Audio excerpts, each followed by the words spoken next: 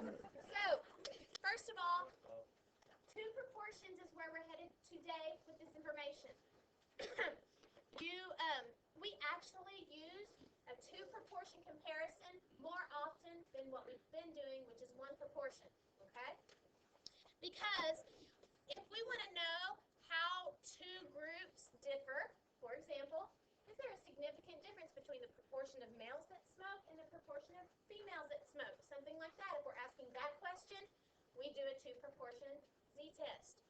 How about this? If you are doing a treatment versus a placebo question, what's the difference in the proportion of patients that have, relieved pain symptoms with this medicine as opposed to the proportion of pain relief with the old medicine? Comparing the new medicine, the proportion of success of that one, and the proportion of success of the old one. Okay, how about this year's information to last year's? A proportion of data from this year compared to the same idea from last year. Okay, so comparing two proportions is critical. Now, on the formula chart, that yellow laminated formula chart I give you guys, the back is the one with all of these tables here. And I know you cannot really read what's written here, but the idea is that the standard deviations for two proportions is pretty insane and actually quite tedious. We are not going to address that. I am trying to confirm. I need to read some more grading guidelines to see if you ever have to really know how to do this. It's my impression that you do not, so I'm going with that for right now until I determine otherwise, which means I am teaching you how to do this with the calculator today. You are going to learn how to do a two proportion z-test with your calculator, so stay tuned. We'll do that shortly. Next, for this test, where we are seeing if there's a significant difference between two proportions, the conditions and the assumptions are all the same as before. Yay! You just have to make sure that you reference it for both groups. So everything's the same. You have to do it for both groups, with the exception of this condition right here. The only other thing that we have to add underneath the independent condition is this. You have to make sure that the two groups are independent of each other. And this is a pretty understandable condition, meaning this. People in one group are not also in the other group. Okay? Items in this one group that are getting the treatment are also not in the other group, because then, you can't tell the difference if they are in both groups. So I think that that's a common sense idea, that the groups are independent of each other. They do not have same items in both groups. Okay, so you just make that statement. So if you turn your page, you have this, which is me giving a generic outline of how you do a Phantom's model for two proportions. You define both of these. Make sure you are using the parameter, and this is the parameter of interest. No p-hats. These are the p's. You are making an inference for the population, for population 1 and population 2. Your null hypothesis is that these two proportions are equal to each other. There's no difference between them. Okay, so you start off saying, no big deal, no difference between the two groups. So prove it to me. See if you have significant evidence that there is a difference, that one of them is greater than, or less than, or two-tailed, not equal to the other. Okay, so look at how the condition for both groups might look. Random has to be, again, for both groups. They are either randomly stated, randomly selected, or you are assuming that both groups are representative of their populations. Independent for both groups. You would show one sample. So the sample size of the first group is less than 10% of all of the first group's population. Okay? Here, the sample size of the second group is less than 10% of all of the second group's population. Okay. And then here is that highlighted one additional thing. It's reasonable that the samples are selected independently of each other. So they are not in both groups. Nothing is in both groups. large enough? Again, for both groups. The number of successes and the number of failures for group 1 are both greater than or equal to 10. The number of successes and the number of failures for group 2 are both greater than or equal to 10. And then the end has the normal model applied. Now, here's the thing. When I say the normal model applies, I mean one normal model applies. So I want to show you what's in that normal model. This is critical that you understand what's happening in this normal model. So here it is. You don't have space to draw this, but I'm just going to explain. This one normal model, which has the null hypothesis in the middle, is when you have every single sample that is in here is about the difference between P1 and P2. So if P1 and P2, if the null hypothesis is that they are equal, what's the difference between them? What's the value of their difference? Zeros, correct. They will have a value of 0. Now watch this. Here comes one number. I'm going to put one sample in here. Here's one sample.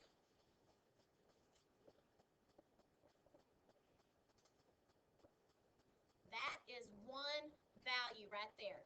The difference between a sample from 1 and a sample from 2 is your difference that you got. Maybe I get this difference up here. I take a sample from 1 and a sample from 2, and I get this difference right here. Well, I ended up getting a positive difference between the two. If I got a positive difference between my P1 and my P2, which one is larger? Yeah, over here, where the differences are positive, P1 is the larger sample. Okay, over here on this side, the samples for P1 are bigger than P2. That's why the differences of them are positive. All right, let's do the flip side. What if TJ got a sample from P1 and a sample from P2, and the difference between those was actually a negative number? What is that then saying? Okay, P2 is bigger, so the P1 is a number that is actually less. Okay, on this side. So, question. Can you get a different sample difference than Tyson? Can you get a different sample difference than me? Can TJ get a different sample difference? These are all different values. Some people get -1, some people get 1 right here, some people get 0, some people get these positive ones. Why are these a little bit different from each other? Because they are samples. What is that called that allows them to be a little bit different from each other? Okay, so they are allowed to be a little different from each other because of sampling variability. Okay, so, out here is acceptable. But if I get a sample, say I'm going to draw one way out here, if I get a P1 and I subtract the P2, and the difference is way out here, then that's going to end up being significantly bigger than the null hypothesis, and then I would reject it, okay? All right, so there's where we're headed with that. So when I say the normal model applies, that's what normal model I'm talking about. The one that is filled with all of those differences. Okay. All right, so now look. The name of this today is a two-proportion z-test. That's easy. And then you get to use your calculator, and I'm going to show you that shortly. And all you have to do is write down the z-score and the p-value. And then the rest is like normal. Show your p-value compared to your alpha, same default of 0.05. Reject or fail to reject, you make your decision, and then we're going to do the conclusion. All right, so let's go to a real problem. Your real problem is this. So turn your page.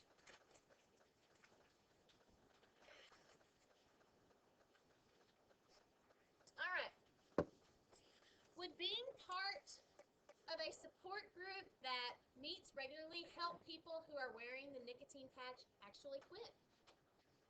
That's the question being posed, okay?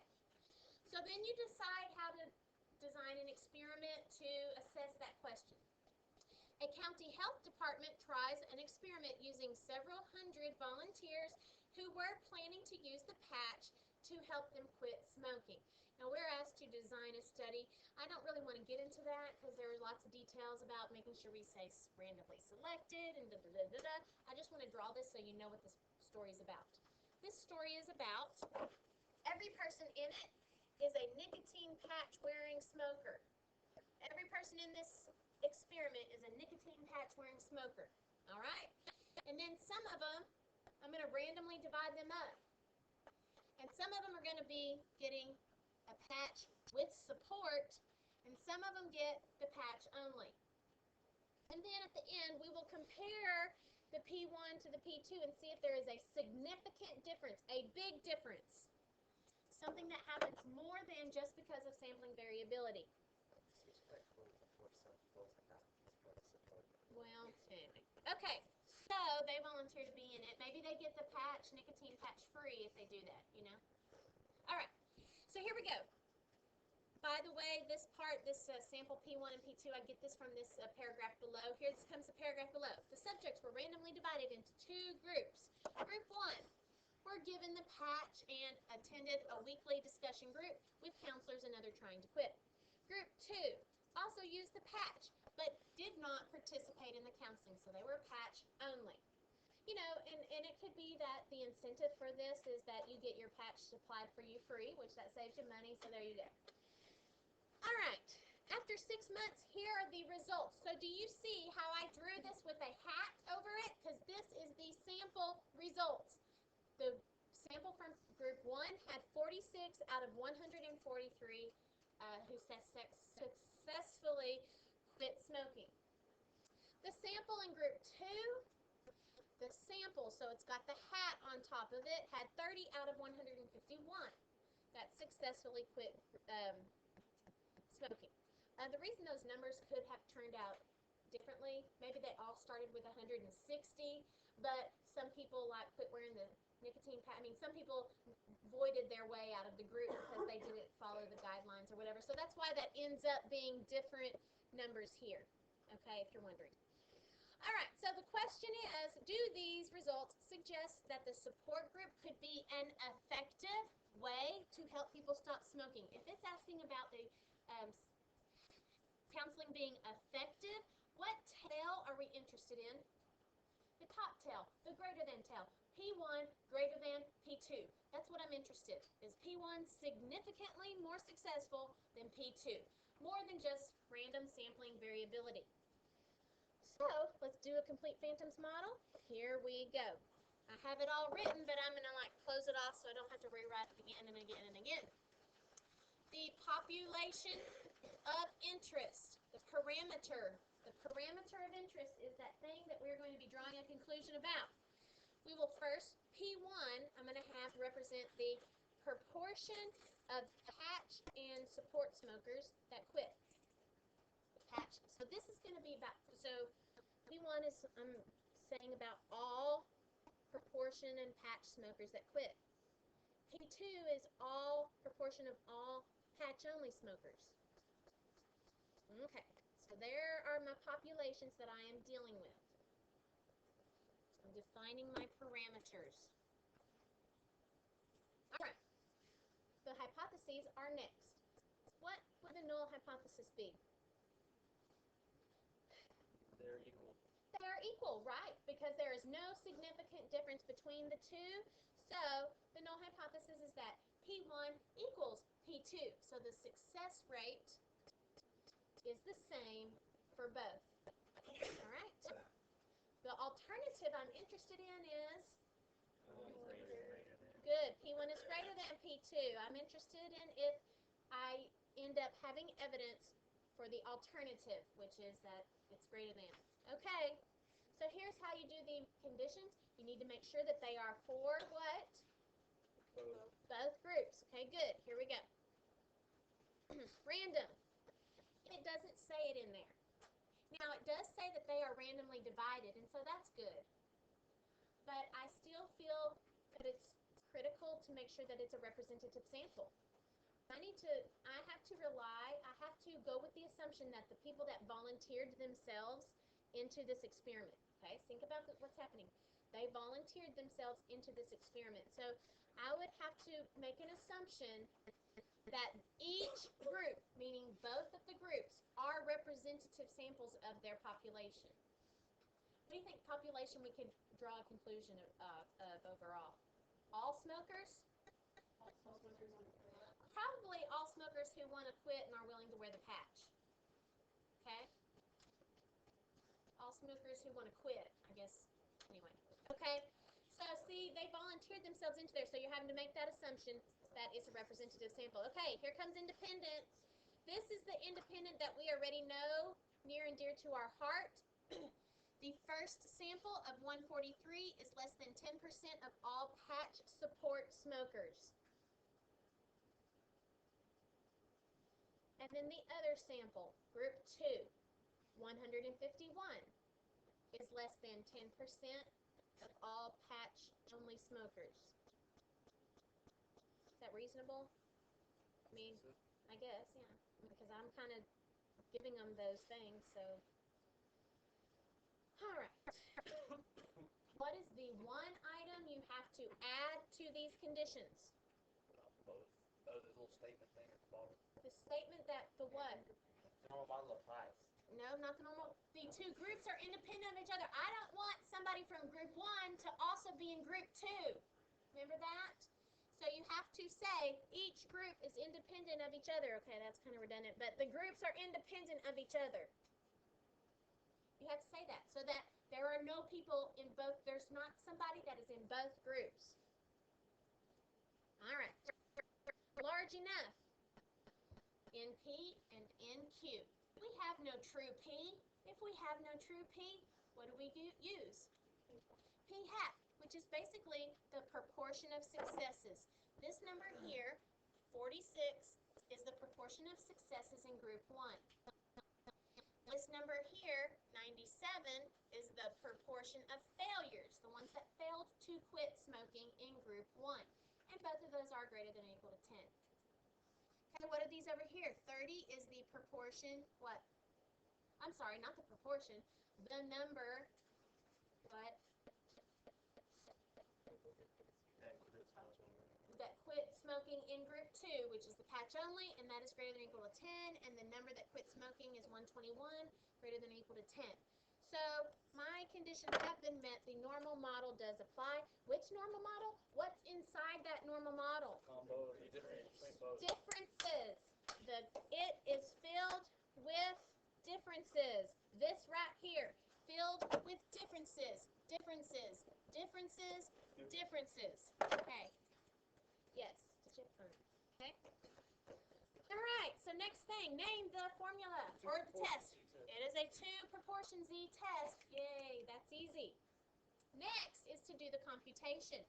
And you are going to get a Z-score and the p-value with your calculator. Woohoo! So, here goes the calculator part.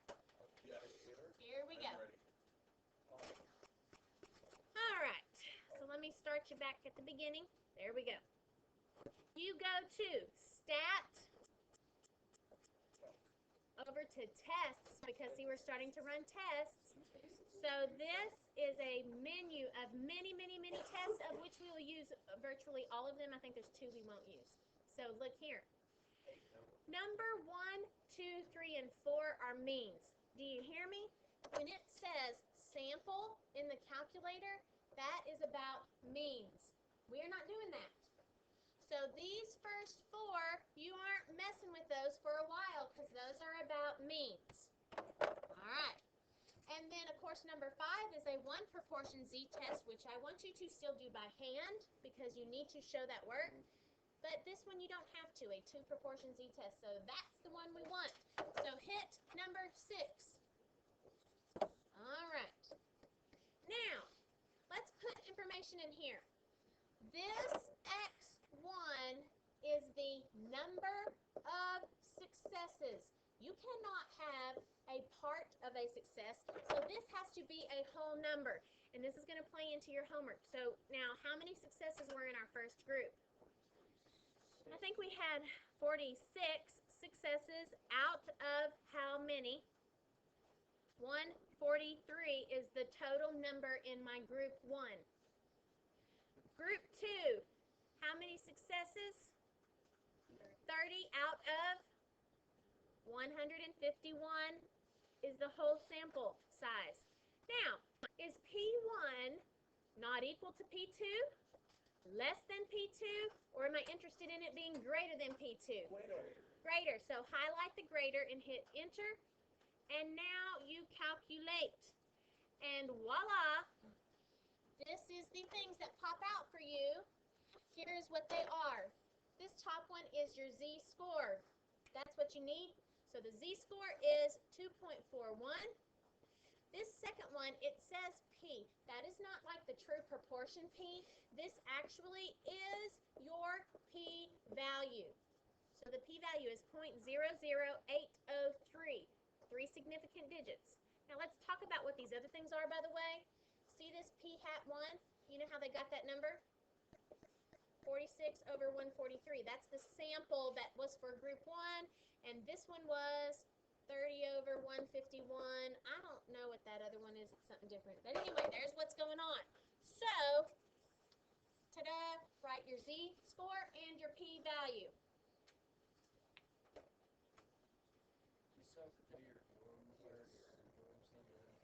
No, because it did it for you. It calculated, it found the z-score, and it norm CDF'd from this to infinity, and it got 0.00803, okay? So it did it for you. All right, so what would be our decision with this? What would be our decision with this? Oh, yeah, you know what? We got to write that our p-value, 0.00803, is less than the default alpha, which is still 0.05. It's always 0.05. We've never changed it from that if you need a default number. And then the p-value is low, so the null has to go. So we will reject the null. Okay? And now we're going to make our conclusion statement. We will start like we always did. We started, which said, since our p-value is less than alpha, I reject that, and I'm about to say in context what the null hypothesis says.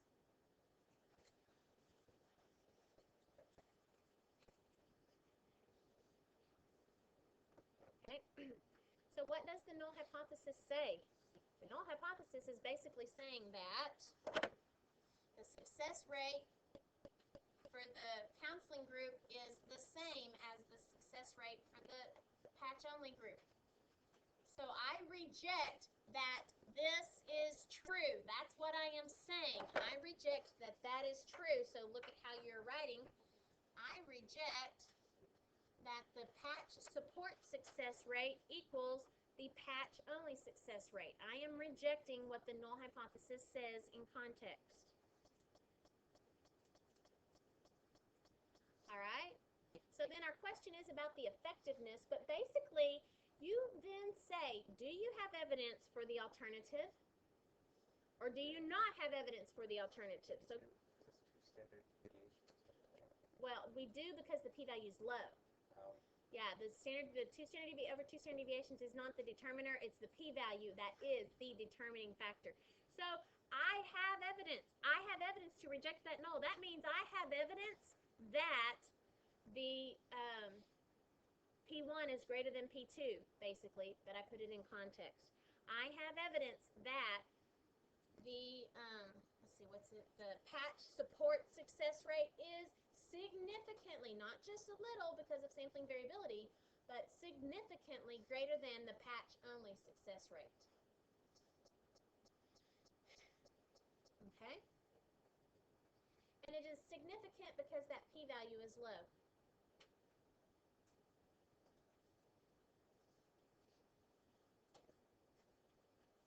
All right. Now, what is the definition of p-value? It's one thing that we very badly botched up on our quiz. Oh, here we go. Let me draw a picture of a p-value. Let's say, I drew this sample really huge, but let's say that this is the area right here of getting this sample. This is the p-value. So can you tell me the definition of p-value? That sample. Okay, the probability of getting this sample or something more extreme if what? If the null hypothesis is true. So see, look right here. The p-value is the probability of getting this sample or something more extreme if the null hypothesis is true. We don't want to sing, do we? See how easy that is. Without me, right? You want to just do it yourself? No, we want to hear you. Okay. Just you. All right, here it goes. That's too big of an intro, sorry. But so you gotta be able to say this. You have to sing the second time around, okay? You sing on the second verse, which is the same as the first.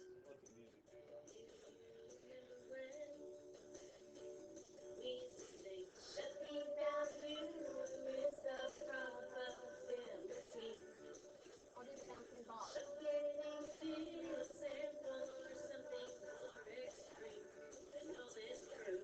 Okay, here you go. You're gonna come up here and do this one. Here we go. Here it comes.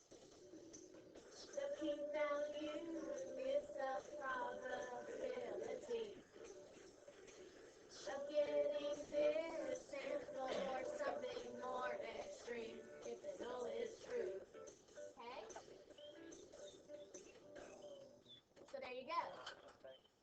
So this is a teeny tiny p-value. It is only 0.8%. That is very not likely. So that null, you got to go. All right, back to this. Here we go. Part two, panic model.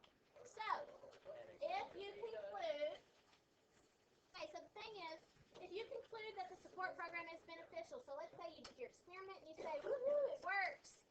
Yay, I want to make everybody in the country have this available to them for free because I'm in favor of, anyway, I won't go there. Yeah, okay, no. I'm just going to not go down that road and get there. But anyway, see if you can convince the government to fund it, or at least provide assistance, whatever. Well, guess what? If you were sitting on a committee deciding if you should fund something, don't you want to know how effective it is? How can you estimate a number for something? It's a panic model. It's an interval. That's what an interval will do. It'll give you a range. Hey, listen. An interval will give you a range, which is an approximation of what what the value is. So you were to make a 95% confidence interval, knowing that the assumptions and conditions are okay. Yay, that means we do not have to do the P and the A of the panic model because they are the same as what we already did in phantoms. So let's do this. Yay, see, look at how nice this is. P is done, A is done, and the name is a 2 proportion Z interval.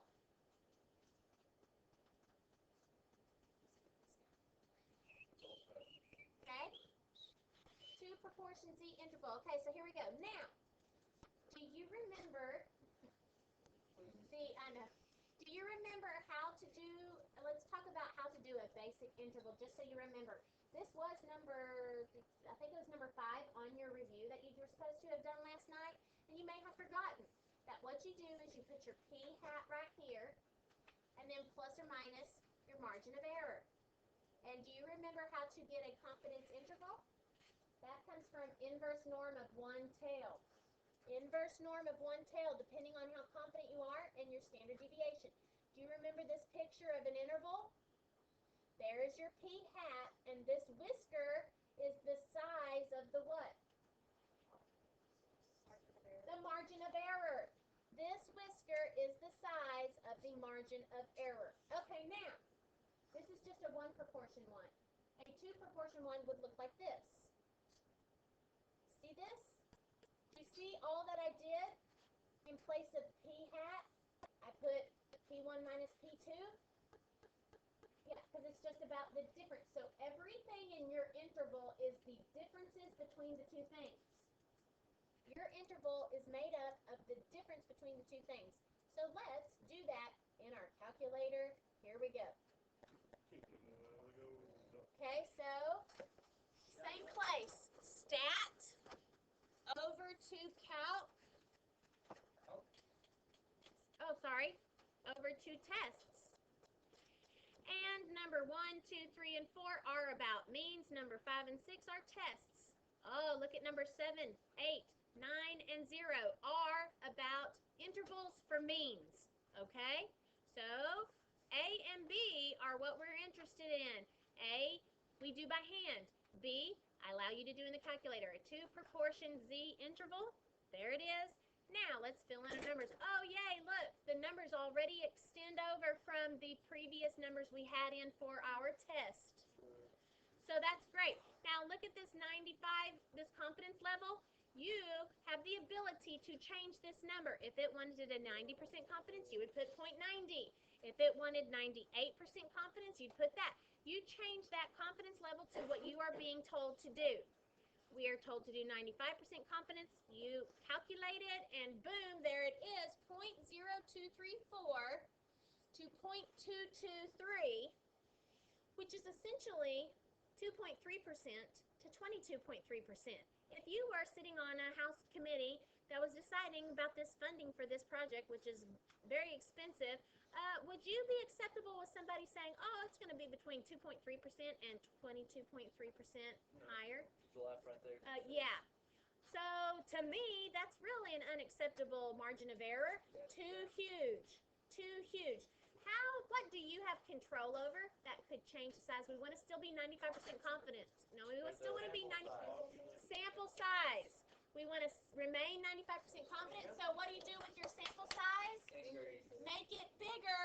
Then that's going to shrink your standard deviation to make your interval smaller. That's what you would have to go do to appease the committee and make it more, pinpointed. Okay, here is the summary. Here we go. Remember this? I am 95% confident that that's the start of it.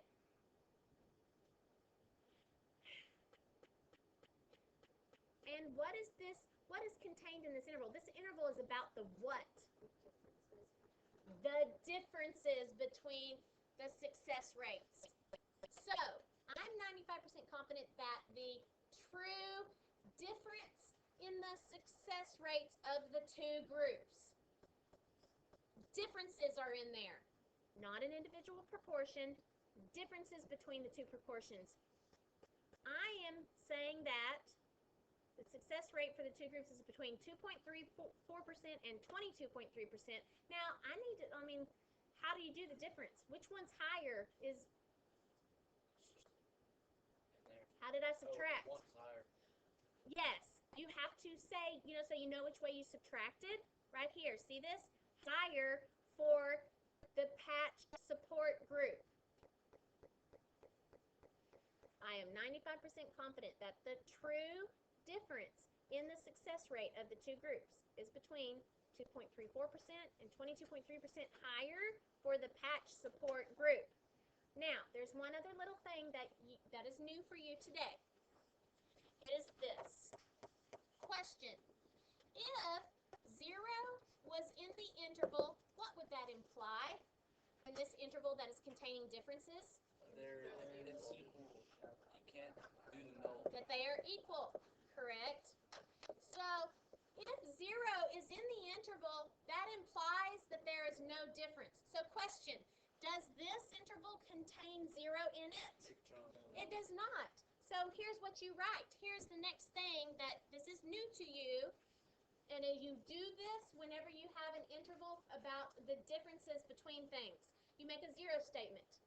And in this case, since 0 is not in my interval, then I have evidence of a true difference. Because 0 is not in there. If 0 was in there, what would I say? Because 0 is in there, then what? It's possible, how about this? It's possible that the two proportions could be equal. Or there could be no difference. I do not have evidence of a difference. Those kinds of things. Okay. Now, wait. On your homework, let's go to your homework. Problem number 1, because you will be getting a calculator error if you don't understand something completely, and then you're going to cry and go, my calculator's messing up, I can't do this problem, and then you'll quit. Well, let me explain something to you. Here we go. All right. So let's read number 1. Problem number 1 in the homework. Actually, let me pull that up real quick. Problem number 1 in the homework says this. In December 2002 issue of Consumer Reports, Consumers Union reported on the investigation of the presence of bacteria in packages of chicken sold in supermarkets. They purchased both name brand, which was Jenny O, and store brand chicken in 25 U.S. cities, supposedly representative, so on. Okay? And so then what they found was that they found Campylobacter contamination, so this particular bacteria, in 33% of the 75 Jenny O packages. That's probably going to be my P1 situation, my group for 1. And 45% of the 75 store brand ones. That's going to be my group 2. Well, let us talk about putting this into your calculator, because this is where you have the trouble. You can do all the rest part. But here we go. Stat over to tests. We're going to do a 2 proportion Z test number 6. Look here. If I put 0.33 in out of 75, I'm going to get an error, because X1 is supposed to be number of successes. And is 0.33 the number of successes? No. How do I get the number of successes? Times 75, and then I go, uh-oh, that number is a decimal, so how do I fix that? I'm going to round it appropriately to 25. Okay? And so then the same thing for the second group is, 45%, so I need to do 0.45 times 75, and ooh, that gives me a decimal. I'm going to round it appropriately to 34, and then do the out of 75, and then do the problem, okay? So don't go, boo-hoo, my calculator won't work, it's giving me an error. This has to be an actual number. All right, very good.